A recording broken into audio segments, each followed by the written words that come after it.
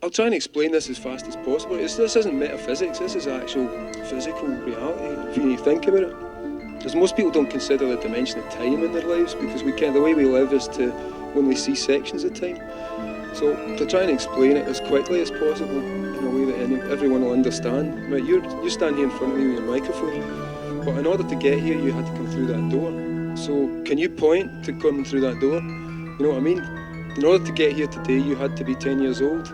Can you point to being 10 years old? No, you can't, because in the way that we experience time, we can only see it in memory. We can't actually go there, even though we know there is a place called the past, where all this stuff happened and where all those old comics came from and where you as a kid live.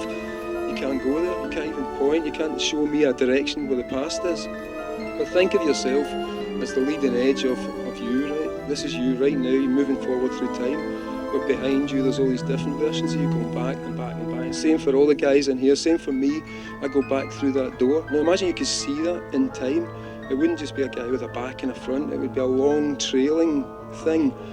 Yeah, right, and it contains all of you, and it's got all these arms and all these eyes, and it moves backwards through the door and backwards down the stairs, and it's getting younger all the time through that trail. But like I say, we can't see that, but if you could see it, it would look like a huge snake.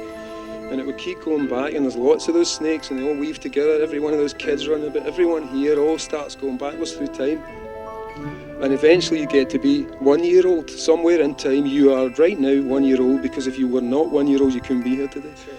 And that 1 year old then disappears up in his mother's womb.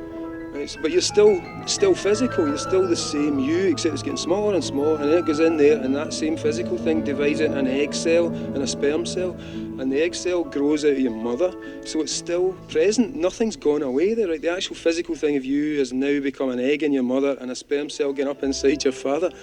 And the same thing happens to your mother and father going back into their mothers and fathers. Right? So you're starting to see this. Yes.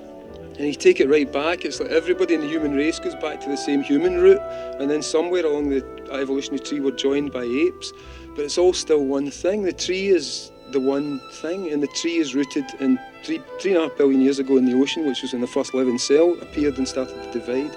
And as I said in there, the first mitochondrial cell, the DNA cell, is still dividing inside your body right now. It's immortal. It's never died, it never went anywhere, it just keeps dividing and making more copies of itself in all living forms. So what we actually are is this amazing divided single cell, which has grown itself across 3.5 billion years into a gigantic, imagine, I see it in my head as like an anemone made out of people and bodies, and so we're the leading edge of the smart part of it, because we can think better than most of the other animals. We've got a kind of way of connecting. But so yeah, I mean, that's what it is. If you can understand that simple thing, where if you can see the whole thing, the whole idea of life as a thing existing in time, and there's only this one huge thing that lives on the planet Earth, a huge living entity that feeds on the forests and feeds on itself, and that's us, that's what we really are.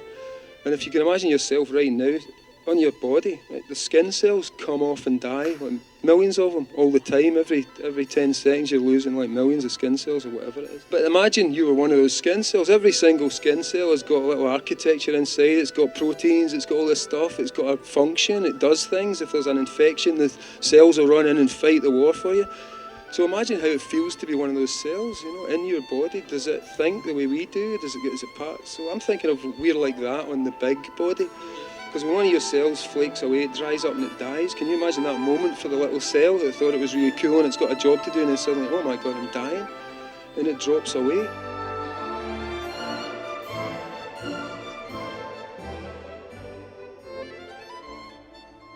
But your body stays still there. It's part of you dead on the floor, but your body's still alive. Now imagine that on the big scale, and the way that we imagine these bodies we're in die and fade and get shriveled and dry and drop dead. But the actual living, the big living thing never dies. It hasn't died yet. It just keeps renewing itself, and we're the cells that allow it to renew itself. And I kind of believe that what we call consciousness, that sense that we can all think and share thoughts, is actually how the big thing thinks. And we're kind of in the river of that consciousness when we're alive, you know, and when we die we leave it, but it doesn't die, it never dies. So I kind of see it as nobody ever dies on the planet, really.